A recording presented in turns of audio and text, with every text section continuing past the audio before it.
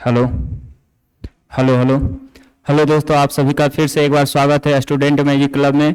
आज हम फिर से आप सबके लेके आए हैं बिहार दरोगा क्लास सेट 7 का लाइव डिस्कशन। पूरा 1 से लेके 100 तक लाइव डिस्कशन कराया जाएगा। ये सेट आपको हो चुका है क्लास में, और अगला अगर संडे को आप सबके लिए ओपन टेस्ट का आयोजन किया गया है। आप ओपन टेस्ट में भाग ले सकते हैं। आप सुबह 6 बजे ओपन टेस्ट में आप गोलघर में आ सकते हैं। गोलघर के पास में, गोलघर के ग्राउंड में आपका ओपन टेस्ट नंबर 3 का आयोजन किया जा रहा है। जो पिछली बार ओपन टेस्ट 2 हुआ था, इस बार 3 का आयोजन किया जा रहा है, और उसका भी आपका फुल डिस्कशन यूट्यूब पे जाता है। और ये क्लास टेस्ट का सेट नंबर 7 का डिस्कशन करने जा रहे हैं, जो आपका 1817 पोस्ट का डिस्कशन है। चलिए आगे देखते हैं। चलिए आगे हम डायरेक्ट क्वेश्चन पे आते हैं। चलिए क्वेश्चन नंबर 1 से देखेंगे। आप सब बनाए रखिए, 1 से लेके 100 तक देखते रहिएगा, इससे आपको जरूर एग्जाम में फायदा मिलेगा। चलिए क्वेश्चन नंबर 1 चलते हैं।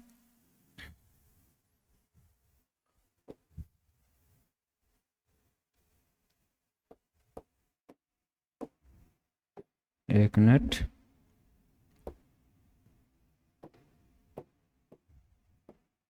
चलिए क्वेश्चन नंबर 1 से देखते हैं।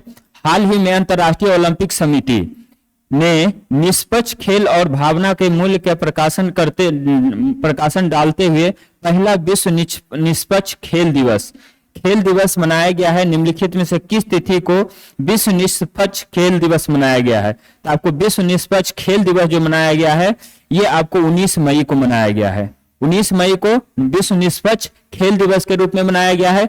अगर हम बात करते हैं 20 मई को, तो 20 मई को मधुमक्खी दिवस मनाते हैं। विश्व मधुमक्खी दिवस, विश्व मधुमक्खी दिवस मनाते हैं। अगर हम 17 मई की बात करते हैं, तो ये संचार दिवस के रूप में मनाते हैं। संचार दिवस के रूप में 17 मई को मनाते हैं। तो हाल ही में अंतर्राष्ट्रीय ओलंपिक समिति द्वारा 19 मई को आपको विश्व निष्पक्ष खेल दिवस मनाया गया है। आगे देखते हैं क्वेश्चन नंबर 2।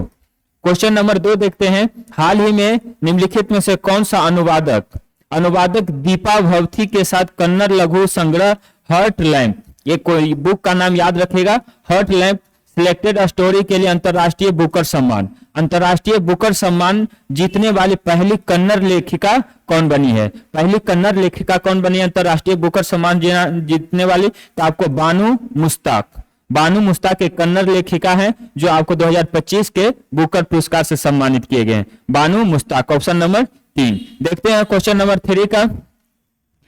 10वें अंतर्राष्ट्रीय विज्ञान महोत्सव, 10वें अंतर्राष्ट्रीय विज्ञान महोत्सव की मेजबानी किसके द्वारा किया जा रहा है? 10वें अंतर्राष्ट्रीय विज्ञान महोत्सव की मेजबानी जो किया जा रहा है, ऑप्शन नंबर 2 IIT गुवाहाटी के द्वारा किया जा रहा है। ये आपका विज्ञान महोत्सव का जो आयोजन 2015 से किया जा रहा है, 2015 से किया जा रहा है। ये विज्ञान महोत्सव 2024 का है।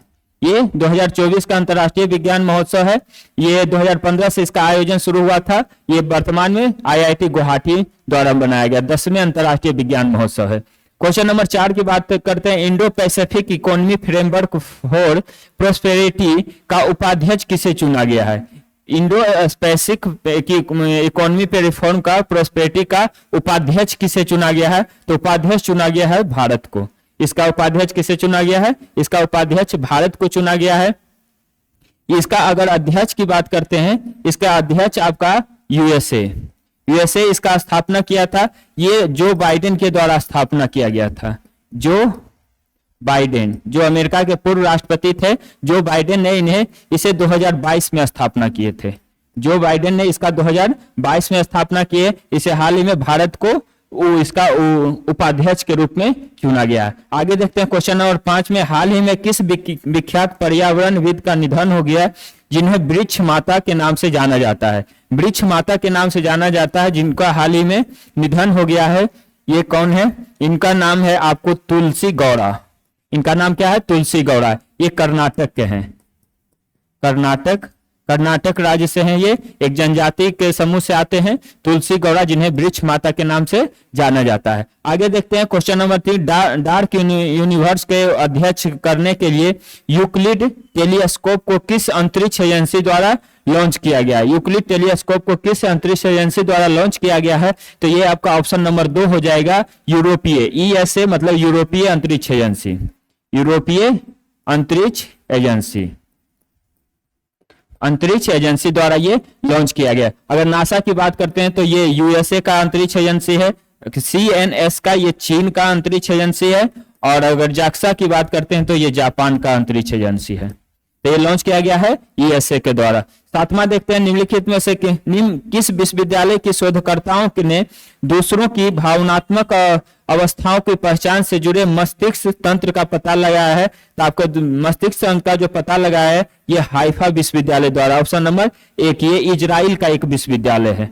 ये किस राज्य का है, देश का है? इजराइल, इजराइल का ये विश्वविद्यालय है जो आपको भावनात्मक अवस्थाओं को पहचानने के लिए मस्तिष्क का पता लगाया। तो ऑप्शन नंबर 7 का 1 सही हो जाएगा।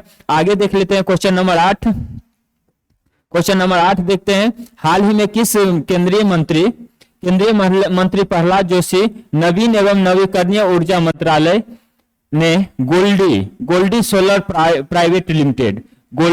प्राइवेट लिमिटेड की नवीनतम सुविधा में भारत की पहली आर्टिफिशियल एआई मतलब आर्टिफिशियल एआई संचालित सौर ऊर्जा विनिर्माण लाइन का उद्घाटन किया है। ये कहाँ उद्घाटन किया गया है? तो ये आपको गुजरात के सूरत में उद्घाटन किया गया है। ऑप्शन नंबर इसका 3 सही हो जाएगा। आगे देख लेते हैं क्वेश्चन नंबर 9।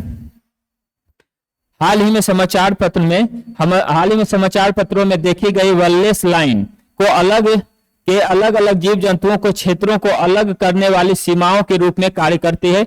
जीव जंतु के अलग अलग जीव जंतु के क्षेत्र की सीमा को अलग करने का काम करती है ये एशिया और ऑस्ट्रेलिया। ऑप्शन नंबर 2 सही हो जाएगा, एशिया और ऑस्ट्रेलिया। आगे देखते हैं क्वेश्चन नंबर 10। हाल ही में निम्नलिखित में से किसने 2025 में मिस्टर वर्ल्ड टाइटल का 40वां संस्करण जीतने वाली पहली अश्वेत दक्षिण अफ्रीका का महिला बनकर इतिहास रच दिया है? ये दक्षिण अफ्रीका के हैं, पहली बार अश्वेत महिला जो है इतिहास रचे हैं। ये आपको ऑप्शन नंबर 3 हो जाएगा, ऑप्शन नंबर 3 हो जाएगा आपको तसेगो गलेसे, इनका नाम है तसेगो गलेसे। ये ऑप्शन नंबर 3 सही हो जाएगा। क्वेश्चन नंबर 11 देखते हैं, हाल ही में निम्नलिखित में से किस मंत्रालय ने औषधीय पौधे के स्वास्थ्य लाभों के बारे में जागरूकता को बढ़ावा देने के लिए शतावरी पर विशेष ध्यान देते हुए शतावरी बेहतर स्वास्थ्य के लिए नामक अभियान का शुरुआत किया है? मतलब शतावरी नामक अभियान की शुरुआत कौन किया है? तो आपको आयुष मंत्रालय हो जाएगा। ऑप्शन नंबर 1 सही हो जाएगा, आयुष मंत्रालय द्वारा शुरू किया गया है। आपको क्या नाम था? शतावरी योजना। आगे देख लेते हैं क्वेश्चन नंबर 12, अगला पेज में क्वेश्चन नंबर 12 देखते हैं। चलिए क्वेश्चन नंबर 12 देख लेते हैं, निम्नलिखित में से अमरनाथ यात्रा को सुचारू और सुरक्षित चलायान के लिए सुरक्षा बलों द्वारा कौन सा ऑपरेशन चलाया गया है? अब कौन सा ऑपरेशन चलाया गया है ये आपका ऑप्शन नंबर देख लेते हैं। ऑप्शन नंबर 4 इसका सही हो जाएगा, ऑपरेशन महेश चलाया गया है। ऑप्शन नंबर 12, चलिए ऑप्शन नंबर 4 सही हो जाएगा, ऑपरेशन महेश। देख लेते हैं क्वेश्चन नंबर 13। हाल ही में किस एजेंसी ने अंतर्राष्ट्रीय ऑनलाइन बाल यौन शोषण नेटवर्क को खत्म करने के लिए ऑपरेशन हॉक किसके द्वारा चलाया गया है? तो ऑपरेशन हॉक जो चलाया गया है आपका, चलिए ऑपरेशन हॉक किसके द्वारा चलाया गया? तो ऑप्शन नंबर 1 सही हो जाएगा, केंद्रीय अन्वेषण ब्यूरो मतलब सीबीआई के द्वारा ऑपरेशन हॉक चलाया गया है। चलिए सीबीआई के द्वारा ऑपरेशन हॉक चलाया गया। अगर सीबीआई के निर्देशक की बात करते हैं तो अभी वर्तमान में प्रवीण सूद हैं। प्रवीण सूद आपको सीबीआई के वर्तमान में निर्देशक हैं। अगर हम आईबी का निर्देशक की बात करते हैं तो तपन कुमार डेका आपको आईबी के अभी वर्तमान में अध्यक्ष है। रिसर्च एंड एनालाइसिंग विंग का अगर रॉ का हम अध्यक्ष की बात करते हैं तो रॉ के आपको पराग कुमार जैन है, पराग कुमार जैन।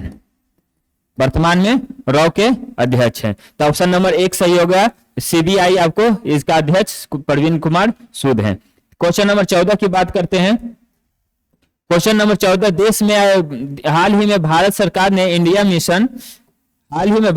ने इंडिया एआई मिशन के तहत देश का पहला स्वदेशी आर्टिफिशियली इंटेलिजेंट मतलब एआई विकसित करने के लिए निम्नलिखित में से किस कंपनी का चयन किया गया है? किस कंपनी का चयन किया गया है? तो सर्वम एआई, ऑप्शन नंबर 2 सही हो जाएगा। और सर्वम एआई, तो 14 का 2। 15 देख लेते हैं।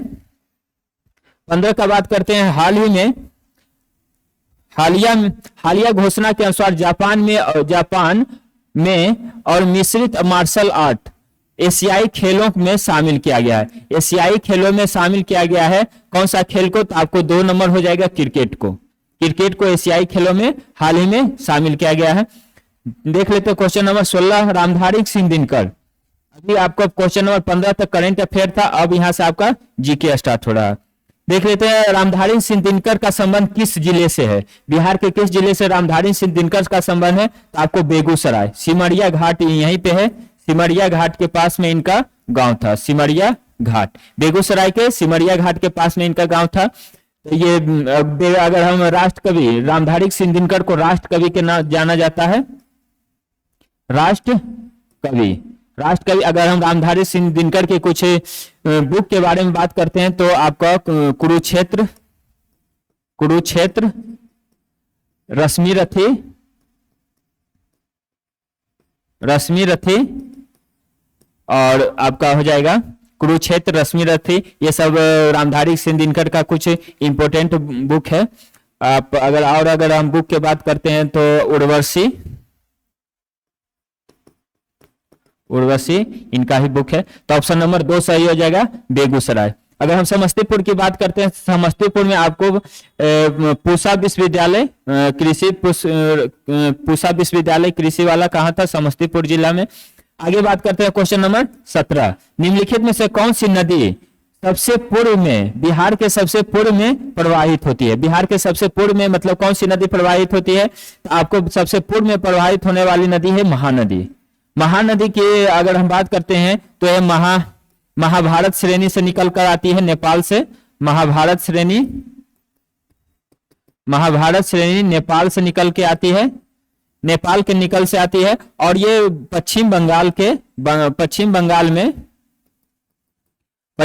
में गंगा नदी में जाकर ये अपनी मुहाना बनाती है। तो महानदी नेपाल से महाभारत श्रेणी से निकल कर आती है और पश्चिम बंगाल में जाके बिहार होते हुए पश्चिम बंगाल में जाके ये अपनी मुहाना बनाती है। आगे देख लेते हैं। अगर हम बागमती की बात करते हैं तो बागमती नदी आपको नेपाल से निकल के आती है।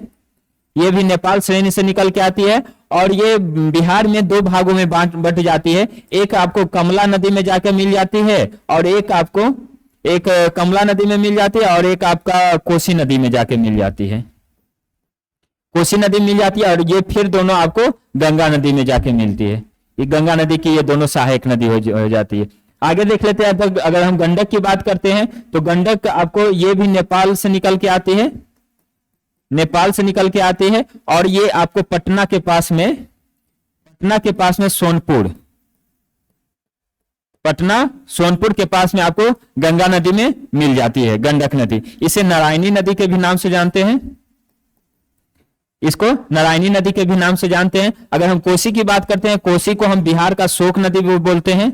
कोसी को बिहार का शोक नदी बोलते हैं। कोसी की अगर हम बात करते हैं तो सप्त कोस्की, नेपाल के सप्त कोस्की से निकल के आती है और कटिहार के पास में आपको जाके गंगा नदी में मिल जाती है। कटिहार जिला में गंगा नदी में ये जाके मिल जाती है।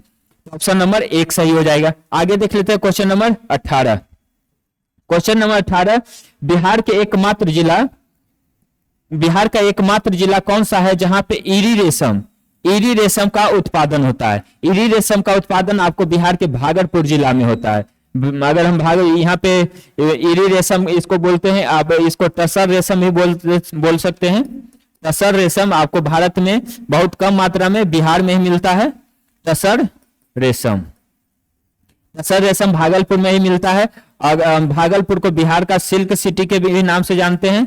सिल्क सिटी बिहार का भागलपुर के नाम से जानते हैं। अगर भागलपुर की और बात करते हैं तो विक्रमशिला विश्वविद्यालय, विक्रमशिला विश्वविद्यालय आपका कहाँ है? भागलपुर में है, जिसे धर्मपाल ने बनाया था, धर्मपाल ने बनाया था। अगर हम रोहतास की बात करते हैं तो रोहतास आपका बिहार का सबसे साक्षर जिला, साक्षर जिला आपका साक्षरता में सबसे अधिक रोहतास जिला में होगा। अगर हम पटना की बात करते हैं तो जनसंख्या की दृष्टि से सबसे बड़ा जिला, जनसंख्या की दृष्टि से सबसे बड़ा जिला, सबसे बड़ा जिला क्या हो जाएगा? पटना हो जाएगा। अगर हम बेगूसराय की बात करते हैं तो बेगूसराय में आपको कांवर झील, बिहार का एकमात्र रामसर स्थल जो है कांवर झील आपको कहां है? बेगूसराय में। तो ऑप्शन नंबर 1 सही हो जाएगा। आगे बात करते हैं क्वेश्चन नंबर 19 का। अगर हम बात करते हैं क्वेश्चन नंबर 19 का हम बात करते हैं, देखते हैं क्वेश्चन नंबर। संयुक्त राष्ट्र के संघ में संयुक्त राष्ट्र संघ के किस मुख्य अंग को सदस्य संख्या संयुक्त चार्टर संशोधन करके 2 बार बढ़ाई गई है? किसकी 2 बार बढ़ाई गई है? तो आपको आर्थिक एवं सामाजिक परिषद की, आर्थिक एवं सामाजिक परिषद के 2 बार इसका कार्यकाल बढ़ाया गया है। अगर आर्थिक एवं सामाजिक परिषद की बात करते हैं तो इसमें 54 देशों की संख्या है। कितना देश सदस्य है? 54 देश इसका सदस्य है। अगर हम इसका कार्यकाल 3 वर्ष का होता है, एक देश का कार्यकाल 3 वर्ष का होता है। अगर हम अंतर्राष्ट्रीय न्यायालय की बात करते हैं, अंतर्राष्ट्रीय न्यायालय का अगर मुख्यालय द हेग में है, अंतर्राष्ट्रीय न्यायालय का मुख्यालय कहां? द हेग में है। इसमें आपको 15 न्यायाधीश होते हैं, न्यायाधीश, इसमें न्यायाधीश की संख्या 15 होता है। अगर न्यायाधीश का कार्यकाल की बात करते हैं तो 9 वर्ष होता है। अंतर्राष्ट्रीय न्यायालय के मुख्यालय न्यायालय में न्यायाधीश का कार्यकाल कितना? आपको 9 वर्ष का होता है। अगर हम सुरक्षा परिषद की बात करते हैं, इसमें 15 सदस्य होता है। 15 सदस्य में आपको 10 गो अस्थाई और 5 अस्थाई सदस्य, 5 अस्थाई सदस्य होता है सुरक्षा परिषद। तो ऑप्शन नंबर 2 सही हो जाए। संयुक्त राष्ट्र संघ की अगर हम स्थापना की बात करते हैं तो ये 24 अक्टूबर 1945 को इसका स्थापना हुआ। ऑप्शन नंबर 2 सही हो जाएगा। आगे बात करते हैं क्वेश्चन नंबर 20 का। How to be a writer पुस्तक के लेखक कौन है? ये पुस्तक के लेखक कौन है? तो आपको रस्किन बॉन्ड आपको ये पुस्तक के लेखक हैं। आगे को देखते हैं क्वेश्चन नंबर 21। क्वेश्चन नंबर 21 आपको गलत मिलान करना है। गलत मिलान का आपका चयन करना है। कहां पे आपको गलत मिलान है? वन्य जीव अभ्यारण्य देखना है। अस्कोट वन्य जीव अभ्यारण्य झारखंड उत्तराखंड में, ये एकदम सही से है। लेंगटेंग वन्य जीव अभ्यारण्य आपका मिजोरम में है, ये भी सही है। लोपचांची वन्य जीव अभ्यारण्य आपका झारखंड में, ये भी आपका सही है। लावा लॉन्ग वन्य जीव अभ्यारण्य मणिपुर में नहीं है, ये गलत है आपका, ये भी आपका झारखंड में है। ये कहां है? झारखंड में। लावा लॉन्ग वन्य जीव अभ्यारण्य झारखंड में, तो गलत का आपको चयन करना था, तो ऑप्शन नंबर 4 इसका सही हो जाता है। आगे देखते हैं क्वेश्चन नंबर 22। हरेली महोत्सव का संबंध किस राज्य से? एक आपको हरेली होता है, एक आपको हरेला होता है। तो आपका हरेली का जो संबंध है छत्तीसगढ़ से। अगर हरेला की बात करते हैं तो ये उत्तराखंड में। हरेला महोत्सव कहां मनाया जाता है? उत्तराखंड में। आपका अगर बिहार का हम महोत्सव की बात करते हैं तो छठ पूजा आपका बिहार में सबसे इंपॉर्टेंट त्योहार है। अगर हम मणिपुर की बात करते हैं तो मणिपुर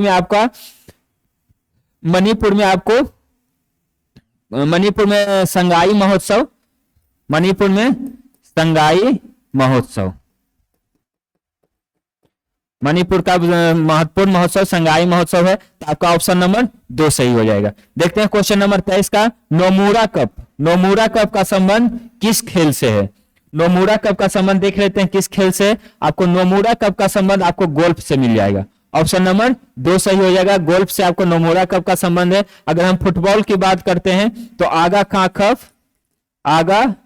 कप फुटबॉल से संबंधित है। संतोष ट्रॉफी फुटबॉल से संबंधित है। तो अगर हम पोलो की बात करते हैं, पोलो कप की बात करते हैं तो कोलांका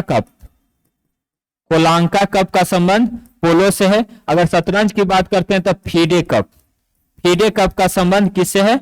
शतरंज से है। और नोमुरा कप का संबंध गोल्फ से। ऑप्शन नंबर इसका 2 सही हो जाएगा। आगे देखते हैं क्वेश्चन नंबर 24। इसका इंग्लिश है आपका। To throw is a event to confusion और डिसऑर्डर। इसका आपको देखना है एपोसिएट ऑप्शन आपका इसमें कौन सा होगा? तो डिस्प्यूट ऑप्शन नंबर 1 सही हो जाएगा। क्वेश्चन नंबर 25 की बात करते हैं, my friend's father dead as cancer, तो इसका ऑप्शन नंबर 2 सही हो जाएगा, ऑफ हो जाएगा।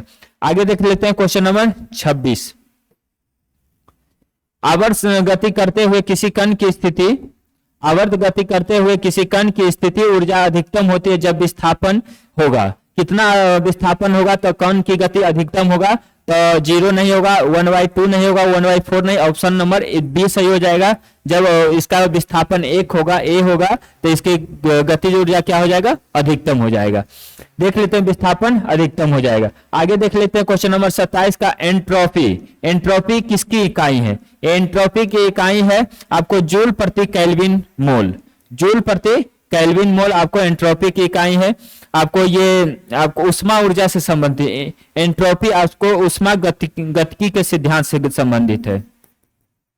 उष्मा गतिकी के सिद्धांत से ये संबंधित है। एंट्रोपी की उष्मा गतिकी के सिद्धांत से, इसका आपको इकाई की बात करते हैं तो जूल प्रति केल्विन मोल आपका इसका इकाई हो जाएगा। क्वेश्चन नंबर 27 का ऑप्शन नंबर 4। 28 की बात करते हैं ब्यूनर्स ग्रंथियां। ब्यूनर्स ग्रंथियां कहां पाई जाती है? तो ये अमाशय नहीं होगा, ब्यूनर्स ग्रंथियां आगे देख लेते हैं। ब्यूनर्स ग्रंथियां कहां पाई जाती है? चलिए, ब्यूनर्स ग्रंथियां जो पाई जाती है आपको छोटी आंत में पाई जाती है। छोटी आंत में आपका ब्यूनर्स ग्रंथियां पाई जाती है। आगे देख रहे हैं छोटी आंत की अगर बात करते हैं, छोटी आंत में आपका भोजन का अंतिम अवस्था में छोटी आंत में ही भोजन का पाचन होता है, भोजन का पाचन होता है। आगे देख लेते हैं क्वेश्चन नंबर 19 पीलिया। पीलिया में कौन सा अंग प्रभावित होता है? आपको पीलिया एक तरह का रोग है, आपको इसमें कौन सा अंग प्रभावित होता है? तो आपको यकृत, यकृत आपको पीलिया रोग से प्रभावित होता है। अगर आंख की हम बात करते हैं तो ट्रेकोमा बीमारी आपको आंख से संबंधित है। ट्रेकोमा बीमारी किसे? आंख से संबंधित है। वृक्क का काम है रक्त का शुद्ध करना, रक्त का परिसंचरण या शुद्ध करना,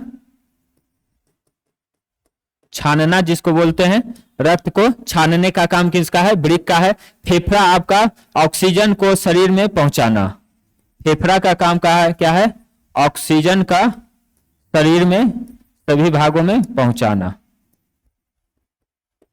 शरीर के भागों में ऑक्सीजन का पहुंचाना। तो ऑप्शन नंबर इसका 2 सही हो जाएगा। क्वेश्चन नंबर 30 की बात करते हैं किसी वस्तु की गतिज ऊर्जा में परिवर्तन किसके बराबर होता है? किसी वस्तु की गतिज ऊर्जा में जो परिवर्तन होता है वो आपको कुल ऊर्जा के बराबर होता है, जितना कुल कार्य के बराबर होता है, जितना भी कार्य होता है उसी के बराबर आपको गतिज ऊर्जा में परिवर्तन। तो ऑप्शन नंबर 3 सही हो जाएगा, कुल कार्य के बराबर होता है। ऑप्शन नंबर 3 सही होगा। बल आपका न्यूटन, ऊर्जा आपका ये हो जाएगा। चलिए क्वेश्चन नंबर 31 की बात करते हैं खाने का नमक NaCl जिसको सोडियम क्लोराइड बोलते हैं। सोडियम क्लोराइड, सोडियम क्लोराइड किसका बना होता है? सोडियम क्लोराइड किसका बना होता है? तो आपको मजबूत अम्ल और मजबूत क्षार, ऑप्शन नंबर 1 सही हो जाए। सोडियम क्लोराइड जो बना होता है मजबूत अम्ल और मजबूत क्षार से बना होता है। आगे देख लेते हैं अमीबा। अमीबा का श्वसन अंग कौन सा है?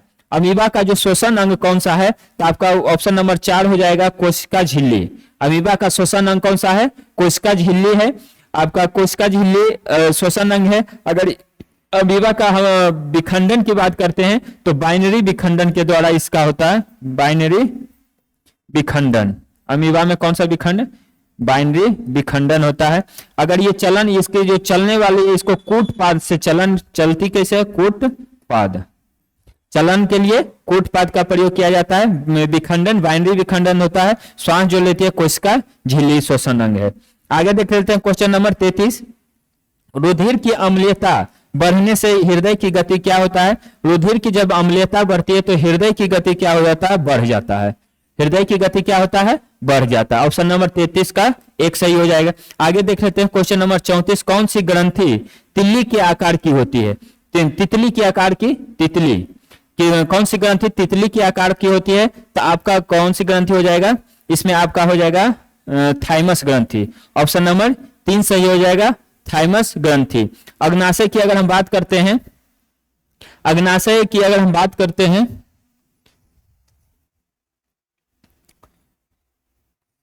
चलिए, अग्नाशय आपका भोजन के पाचन में सहायक होता है। अग्नाशय भोजन के पाचन में सहायक होता है। पाचन में सहायक सहायक होता है। आपको अप्टू ग्रंथि की बात करते हैं तो अप्टू ग्रंथि आपको गला के नीचे में गर्दन में गर्दन के नीचे पाया जाता है। अप्टू ग्रंथि जिसको हम थायराइड ग्रंथि भी बोलते हैं, थायराइड ये गर्दन में पाया जाता है। आपको थाइमस ग्रंथि की बात करते हैं तो ये फेफड़ा के बीच में पाया, थाइमस ग्रंथि आपको फेफड़ा के बीच में पाया जाता है। कौन सी ग्रंथि तितली के आकार होता है? ये अप्टू ग्रंथि हो जाएगा, सॉरी, इसका आंसर आपका ऑप्शन नंबर 2 सही हो जाएगा। अप्टू ग्रंथि जो गर्दन के नीचे में पाया जाता है, गर्दन के नीचे में जो पाया जाता है गला में, जिसको बोल सकते हैं थायराइड ग्रंथि, ऑप्शन नंबर 2 तितली के आकार का हो जाए। थाइमस ग्रंथि नहीं होगा, ऑप्शन नंबर 2 सही हो जाएगा। अधिवृक्क ग्रंथि, चलिए आगे, ये थाइमस ग्रंथि फेफड़ा के बीच में पाया जाता है। क्वेश्चन नंबर 35 देखने, silver highlight. Silver highlight photography में प्रयोग फोटोग्राफी में करते हैं, क्योंकि सिल्वर हाइलाइट की अगर हम बात करते हैं तो ये 2 प्रकाश सुग्रामी होते हैं, सुग्राही होते हैं। प्रकाश के ये कैसा होता है? सुग्राही होते हैं, इसीलिए सिल्वर हाइलाइट का अगर हम प्रयोग करते हैं फोटोग्राफी में। अगर हम सिल्वर आयोडाइड की बात करते हैं, आयोडाइड, सिल्वर आयोडाइड की अगर हम बात करते हैं, सिल्वर आयोडाइड की बात करते हैं तो आपको ये कृत्रिम वर्षा के रूप में प्रयोग किया जाता है।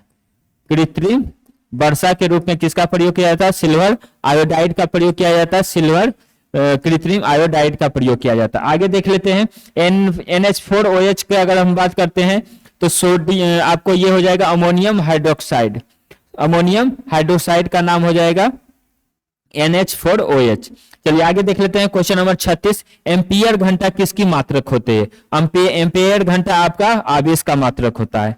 एम्पियर घंटा किसका मात्रक? आवेश का मात्रक। 1 एम्पियर घंटा में आपको 3600, 1 एम्पियर घंटा में आपका 3600 कूलाम होता है। 3600 कूलाम होता है 1 एम्पियर घंटा में। अगर शक्ति की बात करते हैं तो ये आपका वाट हो जाता है, शक्ति की इकाई वाट होता है। आपको अगर ऊर्जा की बात करते हैं तो ऊर्जा आपका जूल की इकाई होता है, ऊर्जा की इकाई जूल होता है। आगे देख लेते हैं, इसका ऑप्शन क्वेश्चन 36 का आपको 4 हो जाएगा। 37 देख लेते हैं, निम्नलिखित में कौन सा फल रेडियोधर्मी होता है? रेडियोधर्मी फल कौन सा होता है? ये हमको देख लेना है, रेडियोधर्मी फल कौन सा होता है। क्वेश्चन नंबर 37, क्वेश्चन नंबर 37 का रेडियोधर्मी फल आपका केला होता है। रेडियोधर्मी फल कौन सा होता है?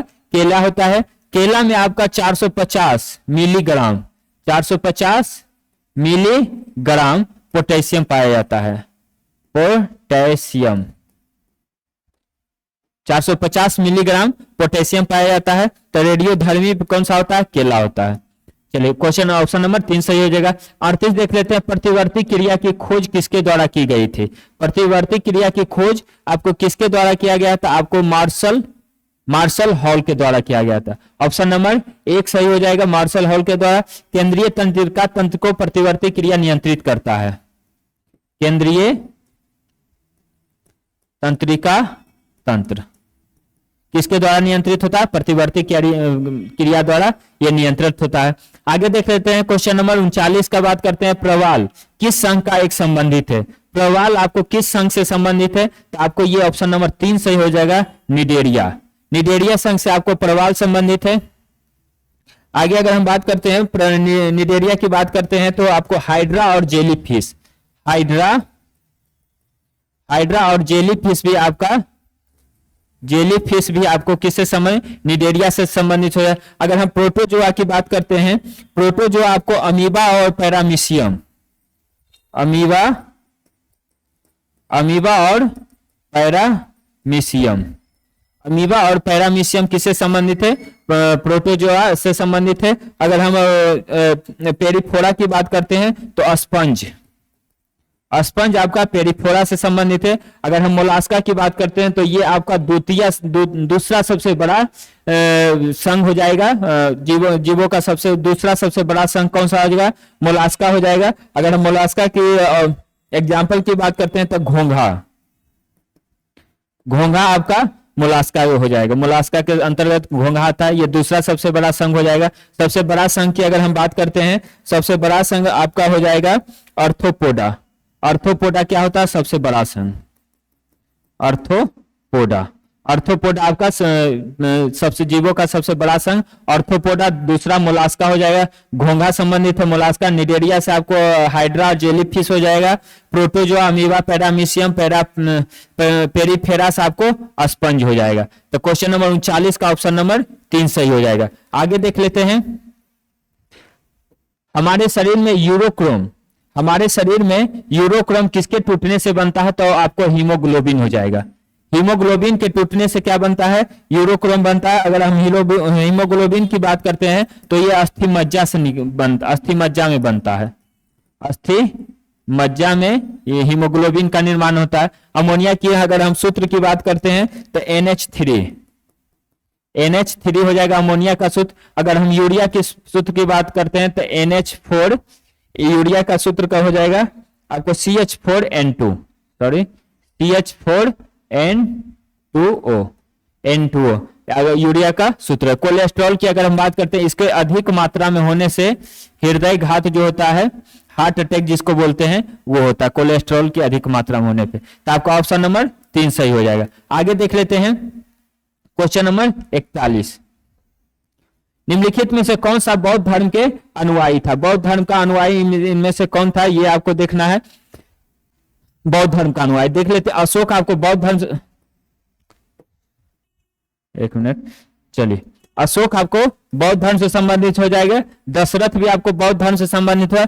चंद्रगुप्त की अगर हम बात करते हैं तो ये जैन धर्म से संबंधित है, ये जैन धर्म मानते हैं। बिंदुसार भी आपको जैन धर्म से संबंधित। तो ऑप्शन नंबर 2 और 4 सही हो जाएगा। तो ये कितना? ऑप्शन नंबर 4 सही होगा, 2 और 4। 41 का 4। 42 का देख लेते हैं, आपको 42 का मिलान करने का है। 42 आपको मिलान करने का है। चलिए, कौशाम्बी आपका हो जाएगा, इधर आपका स्थान है और इधर स्मारक या भवना अवशेष है। कौशाम्बी आपको घोषिता राम मठ हो जाएगा। ऑप्शन नंबर 1 का 2। कुशीनगर आपको हो जाएगा रानाभर स्तूप हो जाएगा। कुशीनगर रानाभर स्तूप हो जाएगा। सारनाथ की अगर हम बात करते हैं तो धमेक स्तूप हो जाएगा। और श्रावस्ती की बात करते हैं तो सहेत महेत, श्रावस्ती सहेत में। तो देख लेते हैं कौन सा है। 1 का 2, 2 का 3, 1 2, 2 का 3 और फिर 3 का 1, 3 का 1, फिर 4 का 4। ऑप्शन नंबर 3 सही हो जाएगा। इसका मिलान के करने का था तो आपको ऑप्शन नंबर 3 सही हो जाएगा। आगे देख लेते हैं क्वेश्चन नंबर 43। निम्नलिखित में से किसके सिक्कों पर कर्षण और वासुदेव के दोनों अंकित किए गए हैं? क्या है? कंसर्न और वासुदेव दोनों का अंकित किया गया है। तो आपको आगाथोक्लिज, या ऑप्शन नंबर 4 आगाथोक्लिज के सिक्कों पर ये दोनों का वर्णन किया गया था। आगाथोक्लिज की अगर हम बात करते हैं तो ये मीनांडर की ये पत्नी थी। ये मीनांडर का मृत्यु होने के बाद ये गद्दी पे बैठे थे और इसी से संबंधित है कर्षण और वासुदेव दोनों सिक्कों पे अंकित किया गया था। समुद्रगुप्त की अगर हम बात करते हैं तो भारत का नेपोलियन समुद्रगुप्त को बोला जाता है। आपको अगर कनिष्क की बात करते हैं तो ये आपका कनिष्क 78 ईस्वी में गद्दी पे बैठे थे, कुषाण वंश से संबंधित है। और चलिए हुबनी आगे देख लेते हैं। चलिए क्वेश्चन नंबर 44। चलिए, कनिष्क के सारनाथ बौद्ध प्रतिमा का अभिलेख का तिथि क्या है? कनिष्क के सारनाथ जो बौद्ध की प्रतिमा का अभिलेख है, इसका तिथि आपका 81 ईस्वी हो जाएगा। ये आपका 81 ईस्वी हो जाएगा। कनिष्क के अगर हम सारनाथ की प्रतिमा का अगर हम बात करते हैं, कनिष्क के सारनाथ की प्रतिमा का अगर हम बात करते हैं तो ये आपको मथुरा से लाया गया था। कहां से? मथुरा से ये लाया गया था। और कनिष्क का अगर हम राज्याभिषेक की बात करते हैं तो आपको 78 ईस्वी में हुआ था। इसी में आपको शक संवत का शुरुआत किया गया था। अपने शक संवत, चलिए शक संवत का शुरुआत कनिष्क ने अपने राज्याभिषेक के दौरान किए थे 78 ईस्वी में। तो ये मथुरा से लाया गया था 81 ईस्वी सन अपने स्थापना के 3 वर्ष बाद। क्वेश्चन नंबर 45 की अगर हम बात करते हैं, क्वेश्चन नंबर 45, भारत में गुप्त काल से संबंधित गुफा का चित्रकांतन केवल 2 उदाहरण से उपबंध है। इनमें से एक अजंता की गुफा का चित्रकांतन किया गया है और गुप्त काल के चित्रांकन का दूसरा अवशिष्ट किस स्थान पर उपलब्ध है। दूसरा के बारे में आपको बताना है। पहला आपका केवल उदाहरण है, ये प्राचीन गुफा गुप्त काल से संबंधित है। आपको दूसरा के पहला अजंता हो गया और दूसरा आपका जो है बाघ की गुफा है। ये बाघ गुफाएं दूसरा से किससे आपको संबंधित है। अगर बाघ की गुफा की बात करते हैं तो ये मध्य प्रदेश में है। ये कहाँ है? मध्य प्रदेश में। एलोरा की गुफा की अगर हम बात करते हैं तो ये महाराष्ट्र में है। अगर नासिक की गुफा की बात करते हैं तो ये भी आपका महाराष्ट्र में मिलेगा। नासिक की। अगर लोमस ऋषि की गुफा की बात करते हैं तो ये बिहार से संबंधित है। लोमस ऋषि की गुफा कहां से? बिहार से संबंधित है। आपको ये बराबर की पहाड़ी में मिलेगा। बराबर की पहाड़ी में, बराबर की पहाड़ी में ये लोमस ऋषि की गुफा है। आगे देखते रहते हैं क्वेश्चन नंबर 46। निम्नलिखित में से किसने राष्ट्रकूट साम्राज्य की नींव रखे था? राष्ट्रकूट साम्राज्य की नींव कौन रखा था? दंती दुर्ग। राष्ट्रकूट साम्राज्य की नींव कौन रखा था? दंती दुर्ग के द्वारा रखा गया था। ये कीर्ति बर्मन को हराकर। ये किसको हराकर? कीर्ति बर्मन को हराकर राष्ट्रकूट वंश का नींव रखा था कौन? 753 ईस्वी में। 753 ईस्वी में यह स्थापना किया था राष्ट्रकूट वंश का। अगर राष्ट्रकूट वंश की अगर हम राजधानी की अगर हम बात करते हैं, राष्ट्रकूट वंश की राजधानी मान्यखेत। ये अपनी राजधानी कहां बनाई थी? मान्यखेत ये अपनी राजधानी बनाई थी। आगे देख लेते हैं क्वेश्चन नंबर 47। उदंतपुर शिक्षा का केंद्र किस राज्य में अवस्थित है? आपको बिहार में आपको बिहार शरीफ नालंदा जिला में मिलेगा। वहीं पे आपको उदंतपुरी विश्वविद्यालय है। इसकी स्थापना जो किए थे गोपाल इसके उदंतपुरी विश्वविद्यालय की स्थापना गोपाल और देवपाल दोनों मिलकर किए थे। गोपाल और देवपाल इसके स्थापना कहां से? बिहार से संबंधित है। क्वेश्चन नंबर 48 की बात करते हैं। चचनामा के अनुसार 16वीं और 7वीं शताब्दी में सिंधु देश की राजधानी कहां थी? आपको चचनामा के अनुसार बताना है इसकी राजधानी कहां थी, सिंधु देश की राजधानी। तो आपको ऑप्शन नंबर 2 सही हो जाएगा। अरोड़ इसकी राजधानी थी। चचनामा की अगर हम बात करते हैं तो चचनामा में जो लिखा गया अरबों के द्वारा सिंध विजय का वृत्तांत है। अरबों का सिंध विजय का क्या है? वृत्तांत दिया गया है। इसमें आपको दाहिर राजा को हराया गया था। राजा दाहिर को हराया गया था। राजा दाहिर को आपको हराया था और हराने वाला जो था मोहम्मद बिन कासिम हराया था। मोहम्मद बिन कासिम हराया था। ये 712 ईस्वी में आक्रमण किया था। ये कितना? 712 ईस्वी में आक्रमण किया था। ये उस टाइम राजधानी कहां था? अरोड़। आगे देख लेते हैं क्वेश्चन नंबर 49। निम्नलिखित नामों में कालक्रम के अनुसार से व्यवस्थित करना है, कौन सा आपका सही है? देख लेते हैं। चंगेज खां मोहम्मद गजनबी ये 1005 ईस्वी में पहली बार आया था। तैमूर की अगर हम बात करते हैं 1398 हो जाएगा। अगर मोहम्मद गौरी की बात करते हैं तो 1175। अगर हम चंगेज की खां कही तो ये 1224। मोहम्मद गौरी चंगेज खां 1175। अब कल देख लेते हैं कौन पहले हो जाए। सबसे पहले 2 हो जाएगा, उसके बाद हो जाएगा 3, 2, 3, उसके बाद 1 और उसके बाद 4। ऑप्शन नंबर 2 सही हो जाएगा। देख लीजिए, इसका कालक्रम के अनुसार सजाना था, सजा के आपको उसके बाद बैठा देना। आगे देख लेते हैं क्वेश्चन नंबर 50। Question number 50। निम्नलिखित युगों से सुमेलित नहीं है, कौन सा सुमेलित नहीं? ये आपको देखना है। देवगिरी शंकरदेव एकदम से सही है। देवगिरी शंकरदेव शासक थे। वारंगल रामचंद्र देव, वारंगल के ये नहीं थे। आपको रामचंद्र देव भी देवगिरी से संबंधित है। रामचंद्र देव भी आपको देवगिरी यादव वंश से संबंधित है। देवगिरी के यादव वंश से संबंधित है। तो ये आपका सही हो जाएगा। ये नहीं है। होयसल बीरबललाल सही है और मदुरा वीर पांडे ये भी सही है। आपका ऑप्शन नंबर 2 सही हो जाएगा क्योंकि नहीं पूछ रहा था। तो ये रामचंद्र देव देवगिरी से संबंधित है। आगे देख लेते हैं क्वेश्चन नंबर 51। अकबर की लोकप्रियता का कारण क्या था? कारण थे मनसबदारी प्रथा, ये सही है। धार्मिक नीति से संबंधित था। भू राजस्व व्यवस्था सही है। सामाजिक सुधार भी सही है। तो आपको सभी सही हो जाएगा। आपका ऑप्शन नंबर 4 में होगा सभी सही। 1 2 सही है, 3 सही है, नहीं ऑप्शन नंबर 4 देख लेते हैं। अगर अकबर की हम बात करते हैं, यहीं पे पहले देख लेते हैं। अकबर की हम बात अगर करते हैं तो ये 1556 से लेकर के 1605 तक ये गद्दी पे बैठे थे। ये 13 वर्ष और 4 महीना, 13 वर्ष 4 महीना की उम्र में गद्दी पर बैठे थे। 1556 से 1605 तक राज किए थे। अगर ये हम इनके पिता की बात करते हैं तो ये हुमायूं, और इनके बाद जो गद्दी पर बैठा था ये कौन थे? आपको जहांगीर। इसके बाद गद्दी पे जहांगीर बैठे थे। आगे देख लेते हैं। तो ऑप्शन नंबर 4 सही हो जाएगा इसका। ऑप्शन ऑल सही। Option number 4 ABCD।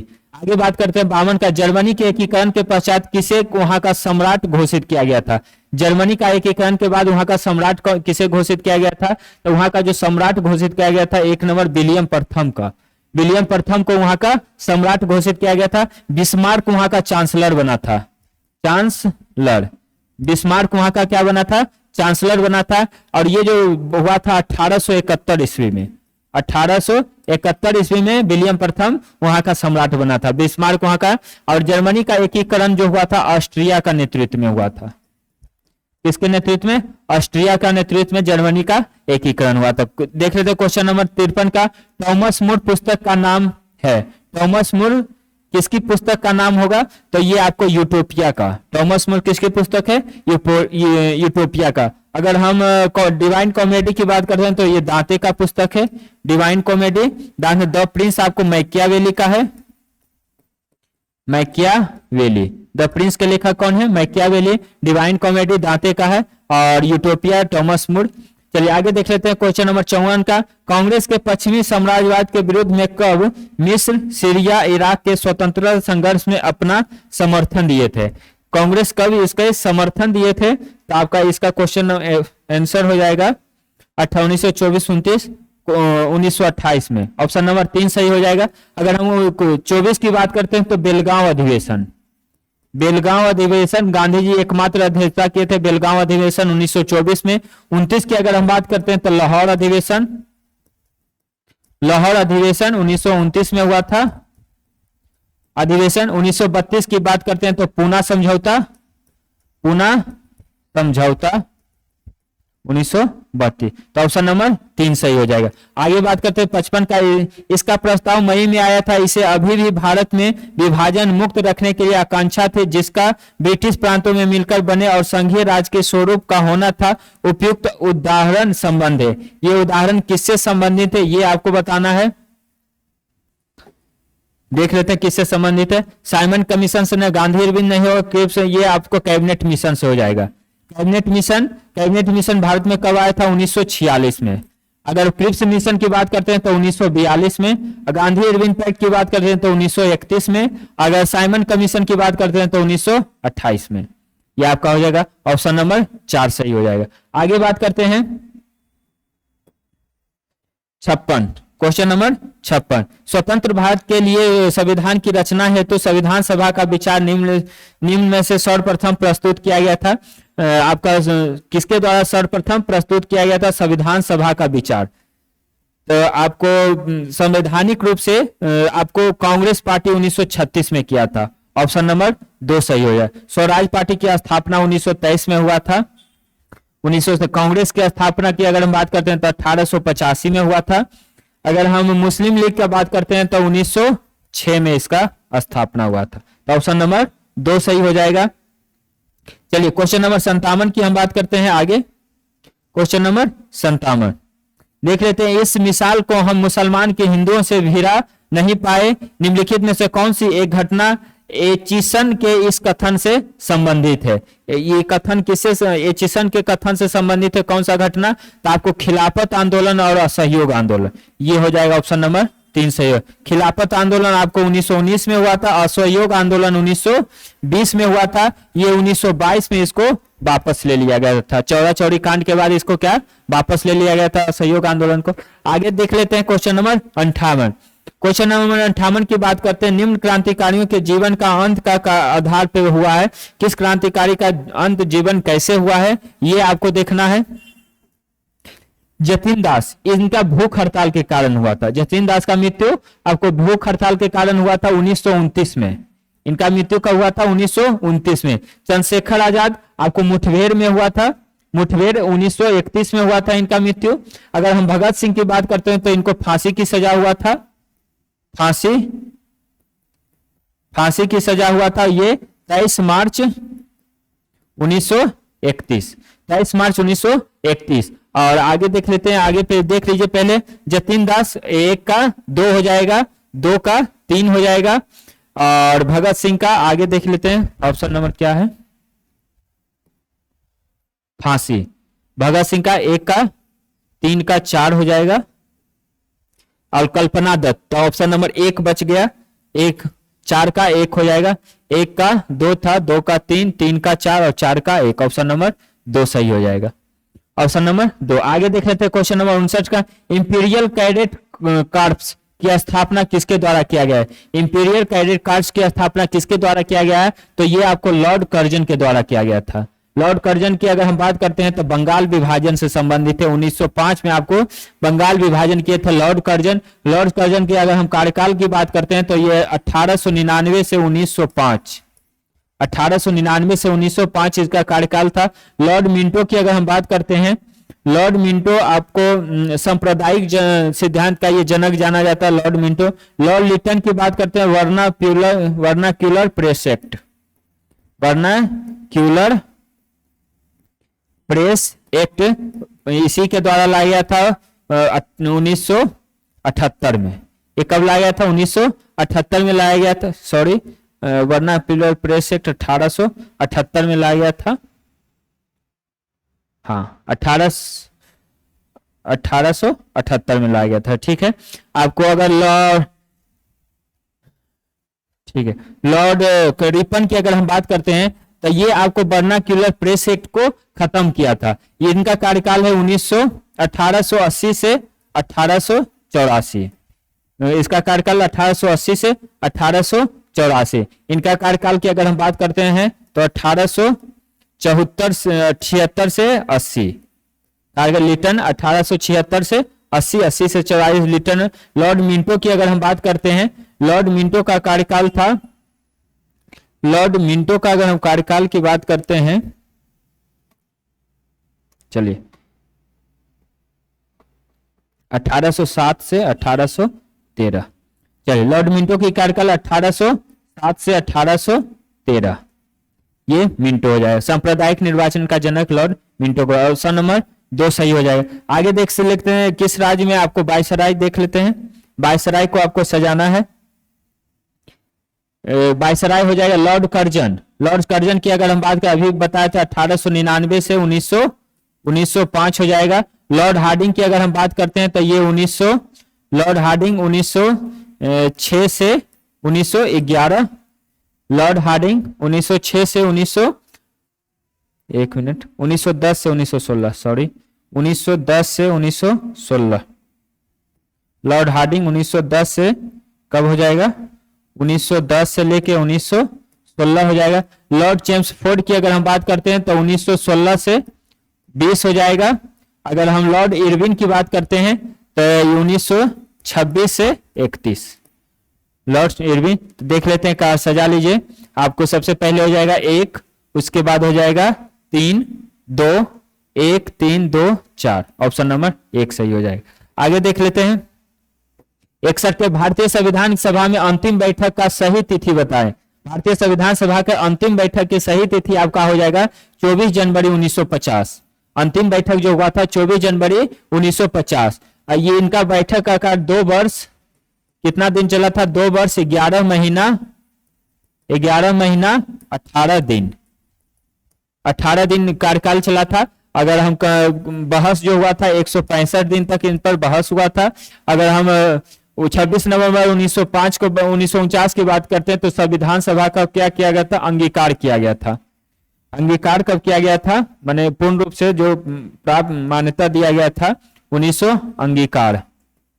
अंगीकार कब किया गया था, 26 नवंबर 1949 को अंगीकार किया गया था। आगे देख लेते हैं क्वेश्चन नंबर 62। संविधान की उद्देशिका का संबंध निम्नलिखित में से विचारों में से दिए गए कोट की सहायता से आपको बताना इसमें से कौन सा सही है। उद्देशिका के बारे में आपको बताना है कौन सा कोट सही है।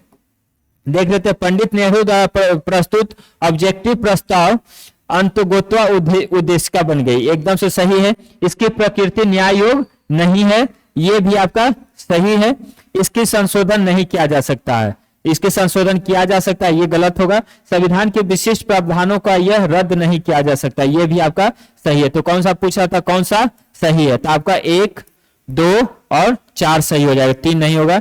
1, 2 और 4, ऑप्शन नंबर 2 सही हो जाएगा। इसमें बोल रहा है इसमें संशोधन नहीं किया जा सकता, ये गलत है, संशोधन किया जा सकता। आगे देख लेते हैं क्वेश्चन नंबर 63 का बात करते हैं। निम्नलिखित वाक्यों पर ध्यान दीजिए और किसी में राष्ट्रगीत गाने के लिए बाध्य नहीं किया जा सकता है, क्योंकि किसी को राष्ट्रगीत गाने के लिए बाध्य नहीं किया जा सकता है। ये आपको ऑप्शन के हिसाब से देखना है कौन सा सही होता है, क्योंकि इसके वाक्य स्वतंत्र और अभिव्यक्ति की स्वतंत्रता के अधिकार का उल्लंघन होगा। ये आपका देख लेते हैं आगे, ये अब गलत लग रहा है। इसमें अंतःकरण और धर्म की आवाज के रूप में आचरण और प्रचार करने की स्वतंत्रता का अधिकार का उल्लंघन होगा, ये आपका सही है। राष्ट्रगीत गाने के लिए किसी को बाध्य करने वाला किसी विशिष्ट विधिक उपबंध नहीं है, ये भी आपका सही होगा। तो 2 और 3 देख लेते हैं किसमें है, ऑप्शन नंबर बी में। आपका हो जाएगा क्वेश्चन नंबर 63 का बी। चलिए आगे देख लेते हैं राष्ट्रगीत, क्वेश्चन नंबर 64। क्वेश्चन नंबर 64 की बात करते हैं। चलिए, निम्नलिखित कथनों में से कौन सा कथन सही नहीं है, कौन सा कथन सही नहीं आपको देखना है। के.एस. मुंशी संविधान का प्रारूप बनाने की समिति के सदस्य थे, ये सही है। संविधान द्वारा भारतीय संविधान को स्वीकार किया गया था, ये भी सही है। बलवंत राय मेहता समिति ने 1957 द्वारा पंचायती राज की संतुष्टि की थी, ये भी आपका सही है। संविधान के अंतर्गत मूल अधिकार का संरक्षण भारत का राष्ट्रपति होगा, ये राष्ट्रपति नहीं होंगे, ये होता है आपको सर्वोच्च न्यायालय, सर्वोच्च न्यायालय हो जाएगा। तो ये आपका ऑप्शन नंबर 4 से कौन सही नहीं है, ये पूछ रहा था। ये आपको पंचायती बलवंत राय मेहता आपको त्रिस्तरीय समिति का त्रिस्तरीय से सिद्धांत से संबंधित है, त्रिस्तरीय, और अशोक मेहता द्विस्तरीय है। संविधान सभा द्वारा संविधान को स्वीकार किया गया था, ये 26 नवंबर 1949 को स्वीकार किया गया था। के.एस. मुंशी प्रारूप बनाने वाले एक सदस्य थे, और प्रारूप समिति के दो अध्यक्ष थे भीमराव अंबेडकर, भीमराव अंबेडकर, अंबेडकर इसके अध्यक्ष थे। तो ऑप्शन नंबर 4 सही हो जाएगा। 65 देख रहे हैं, निम्नलिखित में से कौन सा स्वर्ण समिति 1976 के सदस्य रहे हैं। स्वर्ण समिति 1976 के कौन कौन इसमें सदस्य रहे हैं देखना है।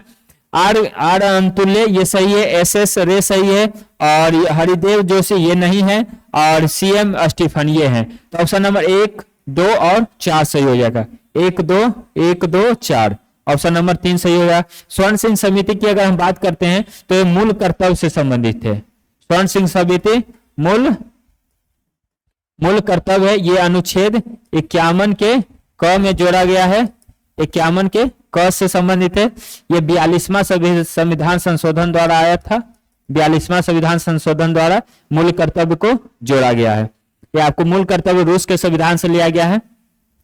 चलिए ऑप्शन नंबर 65 का 3 हो जाएगा। क्वेश्चन नंबर 66 देख लेते हैं। एक सांसद के 66 की बात करते हैं। एक सांसद अथवा विधानसभा का सदस्य राष्ट्रपति निर्वाचित हो सकता है,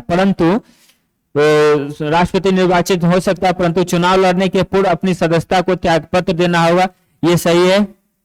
अपने निर्वाचन से 6 माह के अंदर आपको सदस्यता छोड़नी होगी, ये भी गलत लग रहा है। निर्वाचन होने के तुरंत उपरांत अपनी सदस्यता छोड़नी होगी, ये एकदम सही होगा।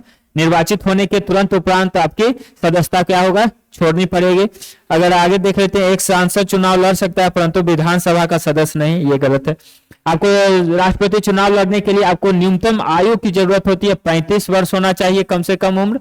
आपको भारत का नागरिक होना चाहिए, नागरिक होना चाहिए, और उसके बाद आपको लोकसभा के सदस्य बनने योग्य होना चाहिए, लोकसभा के सदस्य बनने योग्य होना चाहिए, तभी आप योग्य होना चाहिए, तभी आप राष्ट्रपति का चुनाव लड़ सकते हैं। आगे देख लेते हैं क्वेश्चन नंबर 67। लेखानुदान संघ सरकार की अनुमति प्रदान करता है। लेखानुदान संघ सरकार की क्या अनुमति प्रदान करता है? आगे ऑप्शन देखते हैं। सार्वजनिक रूप से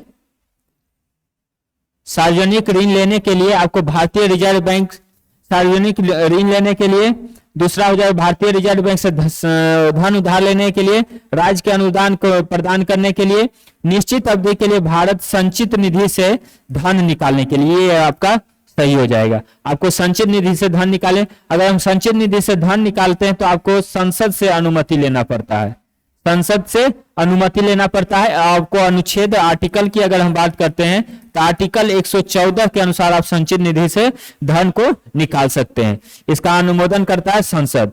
चलिए क्वेश्चन नंबर 68 की बात करते हैं। किसी भारतीय राज्य के राज्यपाल से संबंधित निम्नलिखित कथनों में कौन सा कथन सही नहीं है? आपको देखना, राज्यपाल से संबंधित कौन सा कथन सही नहीं है, सत्य नहीं है। वह भारत के राष्ट्रपति द्वारा नियुक्त होता है, एकदम सही है। वह एक से अधिक राज्यों के राज्यपाल हो सकता है, ये भी सही है। वह 5 वर्षों तक पद पर रह सकता है, ये भी सही है।